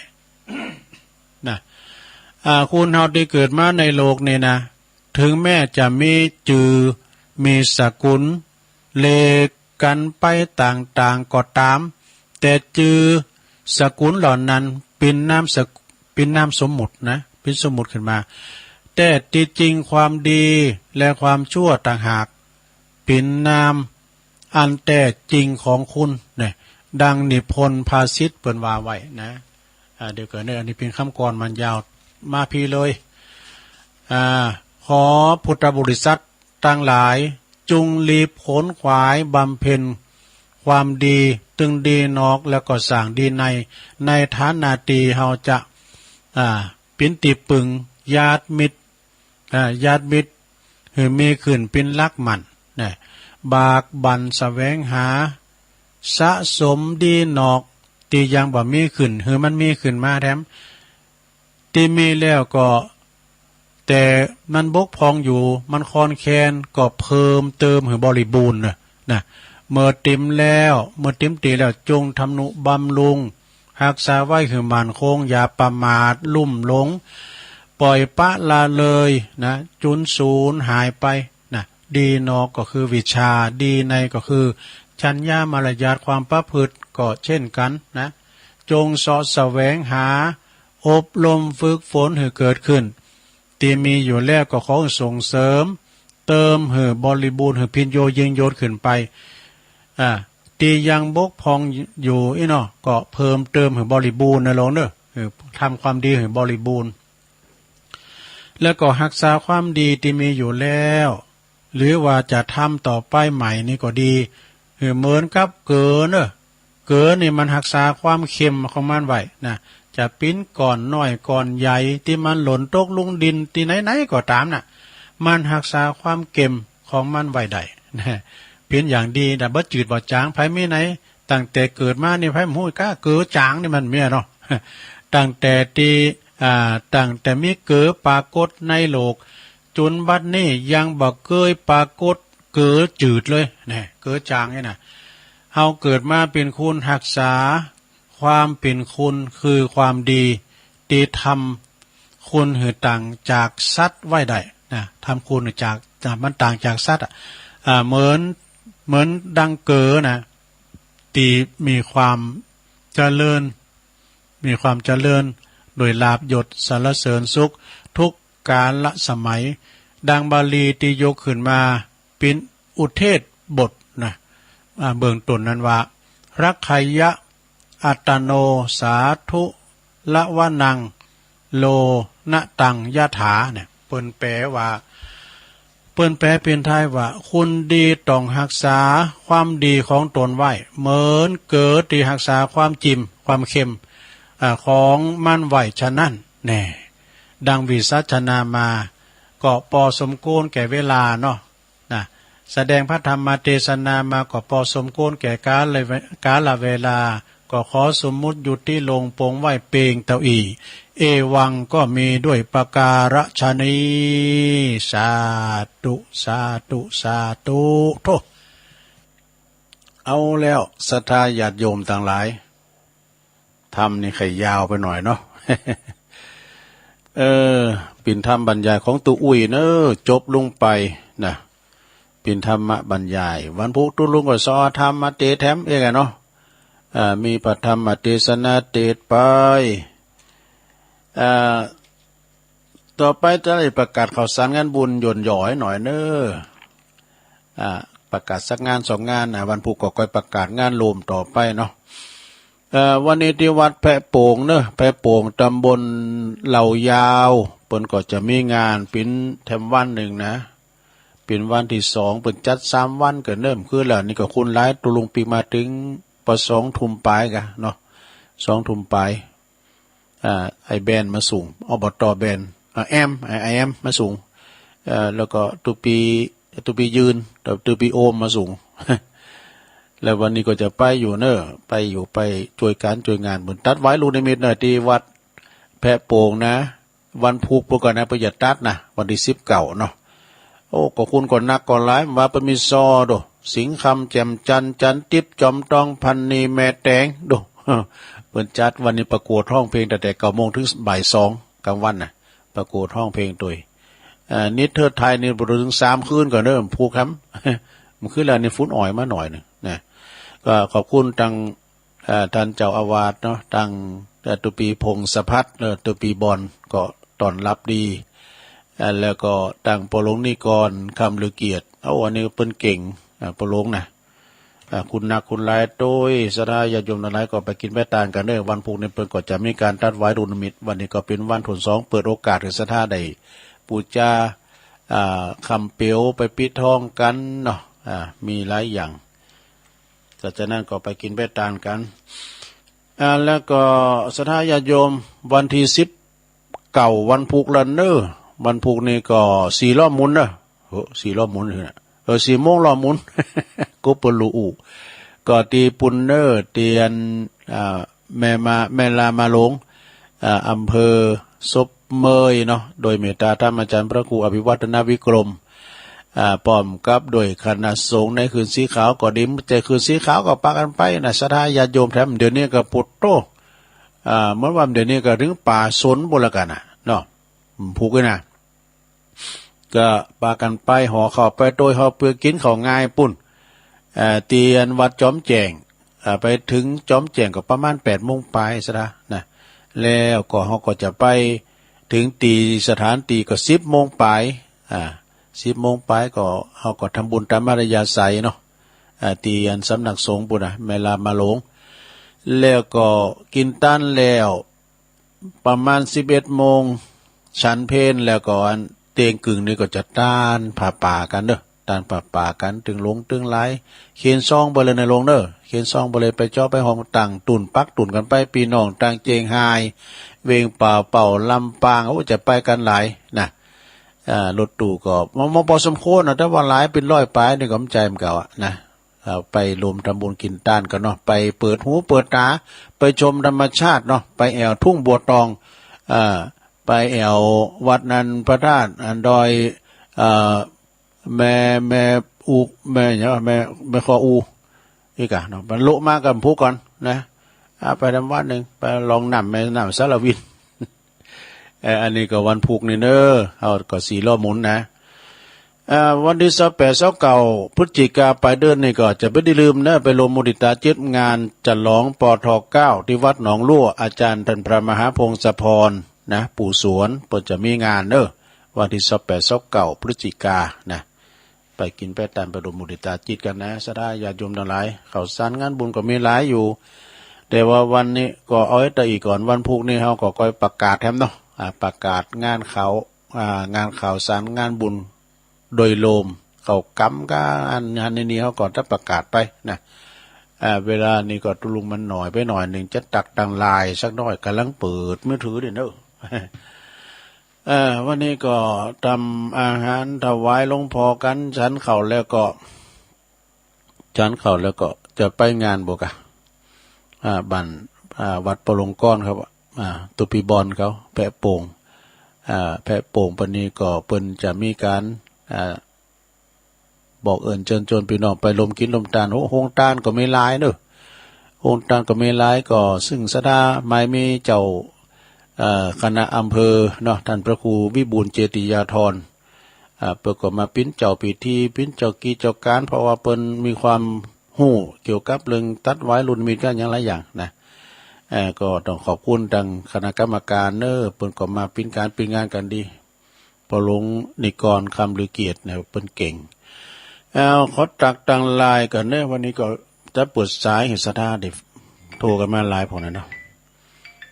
แม่สีดาจากเวียงป่าเป่าชมรมสกาย75แม่สีทรในชัยปราการคุณโยมกันดาสีเนตรฟังเพลงก็มนดี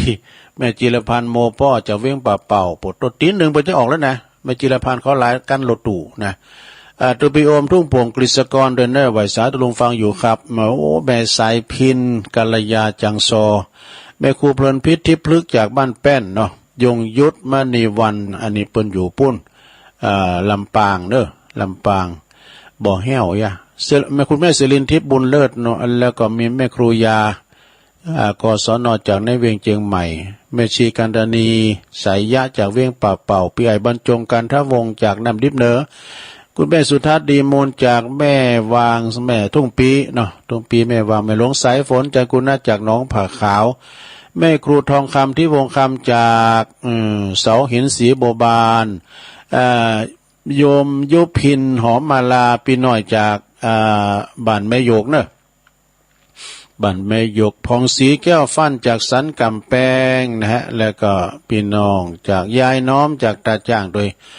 พี่น้องจากโบกก้างโดยเนอโบกก้างโดยเจ้าที่การวิชาสุจินโนไวสาตุบิชานะครับเนอบุญศรียานะจากแม่อายแล้วก็ปริญญาเอกวราชโดยมงคลหมื่นจะหมื่นอภัยอันนี้มงคลมูลชีพนะปรงมงคลเปิ้นก็ปุ่นอยู่น้องเอิกนะฟังอยู่เนอตุปีฟังอยู่ปุตตุกินข้าวลำนั่นละแม่อภรนะแม่แดงจากเต้นดอกไม้อันนี้ก็เป็นตุ ตัวลุงตักตั้งหลายไปปิ้นตีเรียบร้อยเอาละตัวลุงจะเปิดสายแล้วสนาญาติโยมอะไรเนาะจะเปิดสายก่อนสนาญาติโยมวันนี้เปิดสายหลายหน่อยโทรกันเข้ามาตีเบอร์0899556506โทรกันเข้ามาตักตายแจ้งผลการรับฟังก็ได้วันพุกไปจะไปมันไปแน่หรือวันพุกก็ฟังการถ่ายทอดเนาะฟังการถ่ายทอดของอาจารย์ท่านพระมหาสมชาติเพิ่นก็จะถ่ายทอดเจริญพรเจ้าก็น้อยกัดนัดนะเจ้าวันนี้จะใต้ปัญหาก่อนนะเจ้าคือไผกินนั่นที่นี่คนแรกนะเจ้าแล้วก็ไผถือโอ้ตัวสิงเป็ดคนแรกนะเจ้า2คำถามนะเจ้าวันนี้จะต่อทานเรื่องความดีเนาะ เป็นคนดีมีศีลธรรมประจำจิตเป็นคนดีนำชีวิตจะทิศผลเป็นคนดีมีแก่หือโมกปนเป็นคนดีสั่งตนบนความเพียรเป็นคนดีมีมโนดับขมุสะเป็นคนดียอมชนะสร้างน้ำเสียนเป็นคนดีบริสุทธิ์ดุจเต็มเตียนเป็นคนดีเราเรียนเพียรวิชาเป็นคนดีไหนบ่ตกต่ำเป็นคนดีโดยกรรมนำคุณกาเป็นคนดีเหมือนมีเพชรเด็ดโซอาเป็นคนดีประดับกาฝ่าอุ่นจูเลยเจ้าวันผู้ประต่อแถมนะเจ้ากำยองวันละกรรมนะเจ้ากรรมตะกี้ตุลุงว่าพันเลิศนะเจ้าภาษาไทยแปลว่ารื่นล้มนะเจ้าเทถาวัตตาว่าหกล้มนะเจ้าถ้าปักกระตื้นก็คือดูหนังสือดูแบบเรียนดูแบบตกตำนานนะเจ้าต้นแบบนะเจ้าไปตาเจ้าตัวอีกปักกระตื่นผลิตเจริญปอนแปดไรสาเจ้าลุงแม่สีทอนกะแม่สีน้องโบใส่ปากการเนาะชัดเจนที่เนี่ยวันนี้นะพระบาทอุดมฝุ่นตกเอากะตกแต่ว่าแมลงอยู่เราพุ่นตกก่อนเลยน้อยตกกะต้มเพราะลายแต่ว่าที่งานขึ้นอ่อยหลายหน่อยนะหัวคำแล้วก็เปิ้นก็ย่างแล้วก็เปิ้นดินดีแล้วฝุ่นตกเย็นดีเนาะขอบคุณแม่สีทอนเด้ออนุโมทนาสาธุอ้าวสายต่อไปเจริญปอนเจ้าไม่สวดเจ้าท่านนั้นอยู่แม่แม่จันสีเนาะเจ๋งโหรินอันนี้สุขาชัดเจนดีเจ้าโอ้ชัดเจนดีเนาะชัดเจนฝังมาละขอบคุณนะแม่เด้ออนุโมทนาโอ้เพิ่นฟังกันเนาะพี่น้องทางงานแพ้โป่งก็ฟังกันจัดหลายเพิ่นมาตักมาตายฟังอยู่เด้อตัวลุงเป็นคุณยองทั้งหมดนะเหล่ายาวกันเนี่ยเจริญปอนวัดสักการครับหลวงพ่อกฤษเนาะหลายเพียบเลยนะอาจารย์นะแต่ฟังธรรมะนี่ครับให้จะเข้าเนี่ยผมไม่ค่อยสบายเนี่ยหนาวร้อนยังไงก็ไม่รู้ก็ฉันยานะพ่อนะครับครับผมสาธุเจ็บตัวร้อนก็ฉันยาเจริญปอนแม่อุ้ยอินแม่สาบเสมิงเนาะตะลุงจะเปิดเพลงได้ตะลุงดีกับฟังไปพูดกันมาเราจะตะลุงตลอดนะจ๊ะสาธุเนาะวันพุ่งนี้แน่ใจเนี่ยพอว่า4 โมงหล่อมหมุนนี่นะถ้าได้ปรึกษาอาจารย์พระครูถาวรได้ยินเสียงเพลงก็หมายความว่าตลุมได้จัดเนอะเจริญปอนกาไฟสาครับโอ้โหหายไป10,000เนี่ยพอน้อยเหมือนเขาป้องตัวลงมือละน่ากะฟังหายอยู่แล้วล่ะคนคนได้โทรแล้วอย่างนี้โอ้คนฟังก็ดีใจแล้วโอ้ตัวลงสบายดีเนาะตามมาได้พามกับป่อครับผมขออยู่ดีมีสุขเลยตัวลงเลยโชคดีมีชัยขอบคุณเนอปอเนอปอน้อยบุญปั่นมโนครเสาหินโอ้อันนี้ตัวปีโอมไงครับผมกฤษกรตัวปีโอมมาแล้วครับผมเป็นกำลังใจเลยตัวลงครับบุญปักกันครับบุญปักกันเนอบุญนะครับผมครับสาธุครับ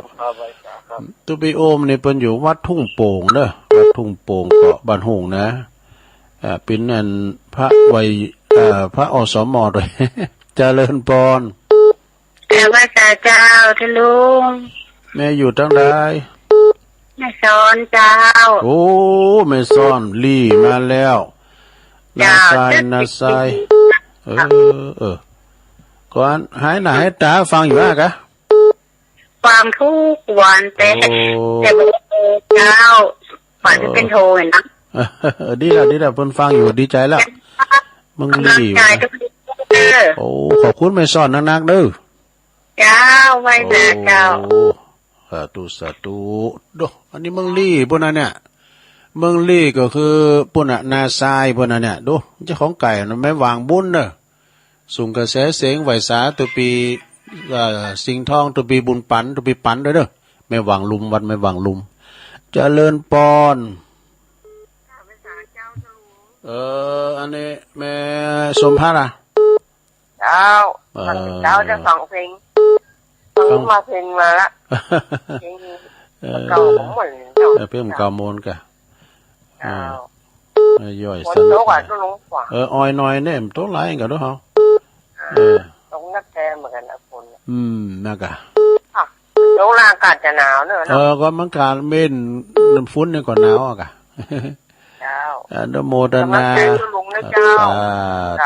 สาธุวันพุธก็ฟังทำกรรมหนึ่งด้วยศรัทธาท่านมหาอาจจะออกปุญจ้ะเจริญปอนออกในรถจ้ะจะไม่จ่ายเจ้าตุลุงฟังอยู่นะเอาให้หน่อยไม่ใส่พินขอแก่ไม่ใส่ผู้เบิกกันเมื่อใจพินว่าตายฉันอยู่นอกเจ้าที่ถึงเวลาทำว่าเจ้าว่าแม่แก่เท่านั่งเฝ้าไอ้ฟ้าเป็นคนใจคนเท่ามาได้มนต์มองฟังตุลุงยองทำผู้มาฟังแม่ใจพินเมืองฟานขอบคุณมายังท่านไทยแม่ฉลาดใจซ้อนแม่ขมอนกาแข่งแม่จันฟ้องแม่กองแรงเป็นตัวแทนเจ้าบ้านแม่ตาแม่ตาไหนใจดีเช่นน้ำใจพินจงการขอเป็นกำลังใจให้กูคนหลวงพ่อกูดอยหลวงพ่อกูดอยเน้นนะห้อมพอน้อยทนถ้ากูบางยงเจ้าของรายการว่าอันแถวก่อนนั้นอันนั้นเมืองนั้นปุ่นเนอะทุกกำลังใจนะกำลังใจกูคนกินได้ชื่อน้ำตั้งแต่จังนะเป็นยังเอาไปตัวหน่อยอ่ะจ้าเรากะว่าจ่าเจ้าตุลุงฟังตุลุงทำตุลุงนี่เป็นทำกรมรักจับกันเลยไว้เรียกหมดละเจ้าละกันจะฟังมันจบเนาะจำเดียวแต่ต้องเป็นแบบพวกเราถ้าตุลุงจบไปละเป็นยังยินดีอ่ะเปิดฟังขอบคุณตุลุงนะคือเราต้องสอนเจ้ากะไว้จ่าเจ้าตุลุงเจ้าสาธุเปิ้นซอวันนี้เปิ้นซอทั้งหลายด้อยอยู่พุกซอทั้งเฮาอ่ะปนน้อยพ้นน่ะปะเจริญปอนครับรู้สมพัดก่อนเจ้าบุพัดเนาะรู้ลูกจะแลบุญเป็นเนื้อลูกแม่แม่น่ะไม่เคยอันนี้มันเป็นประจำอยู่เนี่ยอนุโมทนาดูแลตัวลุงสองคนเลยวันแม่จงดีเปิ้นก่อเป็นสะพานบุญมาปั้นปลายกันเนาะเปิ้นโอนมาที่บัญชีอาจารย์พระครูพุ่นน่ะพี่น้องสายฟ้างก็มาแล้วปั้นปลายแล้วเนาะขอบคุณแม่จงดีเชื้อกันทาเด้อเจริญปอนแม่สาเจ้าตุลุงแม่สาวรักนะเจ้าแม่สาวรักมาแล้วเจ้าฝนตกเจ้าตุลุงใช้ประการดูพอดีกะฝนตกมาเจ้าแต่ว่าเมื่อแรงตกนะขนาดเจ้าพอดีละตอนนี้ตกเท่าไหร่เจ้าฟังอยู่นะเจ้าตุลุงขอบคุณหลายๆเด้อเจ้าฟังตั้งแต่เปิดเพลงได้น้อยแล้วเจ้าสาธุไว้สาเจ้า2สายกันเด้อใส่ปากการมึงฟังก็มาแล้วเจริญปอนไว้สาตุลุงปอบุญตันป่าไล่หลุดไปแล้วข เขามาหมายได้ปะบุญจันทร์มาโอ้แม่ยายพรมาตีป่ะเนาะยายพรเจริญพรราชการจ้าลูกเจริญพรค่ะอันดังโซวิสาวที่อยู่นะพี่ยันแล้วเอาไปเจน้ำไหมมันดังโซซ่าไปเจน้ำไหมนึน้ำเปิ้นยังชัดเจนรู้ว่าทั้งการมาหานะกับผมไม่เอ่ยเปิ้นไปเอ่ยเปิ้นฟังเนี่ยฟังนี่ก็เอ่ยนี่แต่ว่ามาป้องการมาหาอ้อปุ่นจุ๊กอ้าวยินดียายพรสาธุเจริญพรเจ้าแกไปสาเจ้าตุลุงวันนี้ตื่นขึ้นมากับมีบุญแห่งวันหนึ่งอะได้ไหวพระฟังธรรมะบรรยายของตุลุงก็เมื่อเช้ามาแล้วเด้อเจ้าแม่สุกแก้วศิลาพรศิตี้อภันงละปูนเด้อเจ้าโอ้ขอบคุณแม่เด้อศิลาพรไปสาเด้อตุลุงสาธุเจ้าอาทำสายเจริญพรสายเจ้าโอ้แม่จันทิพย์อ่ะเจ้าแม่จันทิพย์แม่จันทิพย์เกียรติกาลาฟังจังหวัดเนอะไม่ได้โทรเวลาโทรปกติเจ้าเพิ่นถามหากันเมื่อไหร่แม่จันทิพย์ยังโทรมาสักเตือหาอ่ะโทรเจ้าแต่ฟังนะฝากกับนมัสการหลวงพ่อเลยเด้อโอ้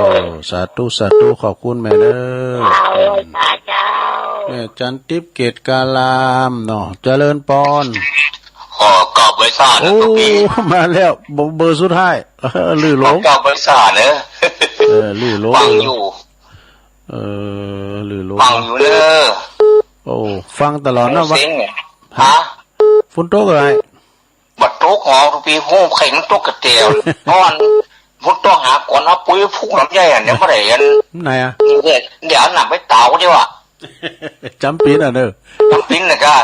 ปุ๋ยเขาเพื่อเขาหึงเนี่ยมันละลายอ่ะนะมันละลายก้าผมบอกอุ่นใจว่ามันตกมาคืนนี่เราห่วยตกน้ำกระดาษพี่บอกตกก็เนี่ยหาก่อนน่ะแต่กะเวลาทุกปีหมดเลยเนาะสุดท้ายก็เนาะขอบคุณนะกลับไปสานเลยทุกปีเนอะครับสวัสดีครับวันนี้ลื่นลงเข้ามาขอบคุณนายเนอะเอาละเนาะศรัทธาญาติโยมเดี๋ยวมาจะล่ำรายการอื่นเดี๋ยวตุลุงก็ขออนุญาตก่อนเนาะถ้าวันปุ๊กอย่างได้กันได้ยินเสียงเพลงก่อนตุลุงก็รำได้จัดเอาว่าแต่เกมโตเป็นมาถ่านี่มันโมนนะได้ฟังอาจารย์พระภูมิกั้มก่อนเนาะก็มียายน้อยกาดนัดเนอมาเบอร์แหลกแม่สีทอนหนองโบชัยประการแม่จันสีสุขาแจงโหลินฝางหลวงพ่อกฤษปางโมจากเชียงดาวอุ้ยอินแม่สาบเสมิงปน้อยบุญปั่นมโนคอนเสาหินฝางฟังตลอดตัวลุงเนี่ยตุปีโอมจากทุ่งโป่งแม่ซ้อนนาทรายลีบแม่หวางบุญบนเนอแม่สมผัดแม่ย่อยสันทรายแล้วก็มีแม่สายพินกัลยาเปิ้นมาซองฟังโมนแม่บัวพัดกุลลันจากฝังแม่สวรักษ์ชัยประการวันนี้ชัดเจนดีแล้วก็มี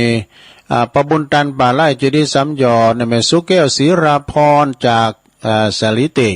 แม่จันทิพย์เกตกาลามเนาะแล้วก็ลื่อโลงด้วยอันยายพรนะล่ะจะขำยายพรไหมกะยายพรด้วยเอาขอบคุณกูเสงกูสายเนื้อสถาเนาะโอกาสหน้าปากันทำมาจุกดีมีใจเหมือนกันจุกคนจุดตันเนาะจัตตาโลธรรมาวัฏันติอายุวันโนสุขังปะลัง